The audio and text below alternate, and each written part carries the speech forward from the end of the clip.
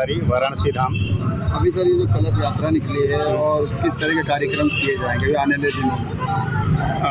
कलश यात्रा श्रीमद् भागवत ज्ञान यज्ञ हेतु निकला हुआ है। ये स्थान नीलमत्था कोहिनूर कॉलोनी से मुख्य यजमान पंडित सर्वदेव तिवारी।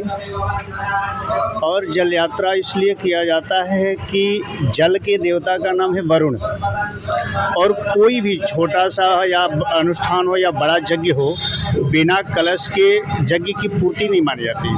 तो कलश जब रखा जाता है तो कलश में जल भरा जाता है, तो जल के देवता है वरुण, और उस वरुण के सम्मान के साथ हम जल को ले आकर के अपने घर पे आकर के, बिना जल से कोई यज्ञ की शुरुआत नहीं होती, जल की ही विशेषता है। तो हमारे जीवन में जल की जैसे उसी तरह से जल के जब वो घड़े के अंदर हम जल भरते हैं तो वो जल के देवता का नाम ही वरुण साक्षात देवता है। और वो जब जल हम कलश में भरते हैं तो कलश के अंदर सारे देवी देवताओं का, कलशस्य मुखे विष्णु कंठे रुद्र समासित, कलश के मुख में विष्णु का वास, कंठ में रुद्र का वास और मूल में ब्रह्मा का वास, और इसके सहित सारे देवी देवताओं का वास कलश में होता है।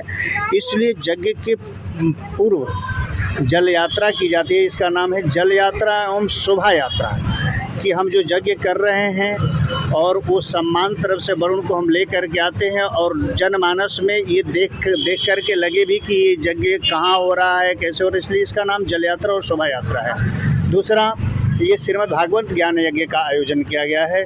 श्रीमद् भागवत क्या है, जैसे मैंने आप लोग को बताया कि जंगल में बड़े से बड़े जीव रहते हैं, लेकिन एक शेर के दहाड़ से सारे जीव जो है डर भयभीत होकर के और जंगल छोड़ कर के भाग जाते। उसी प्रकार से हमारे जनमानस के अंदर, हमारे शरीर के अंदर जितनी भी पाप ताप है, और ये भागवत का आयोजन करने मात्र से एकम भागवतम शास्त्र मुक्ति दाने नगर, सारे पापों को जैसे कूड़े का ढेर है और एक माचिस की तिली जला करके राख कर देती, उसी तरह से हमारे भागवत की एक एक आधा आधा श्लोक इतनी ताकतवर शक्तिमान है कि वह श्लोक के माध्यम से हमारे शरीर के, हमारे जीवन के जितने भी पाप संचित हो, सारे पाप भस्म हो करके और अंत में मुक्ति के ये सर्वोत्तम साधन है भागवत।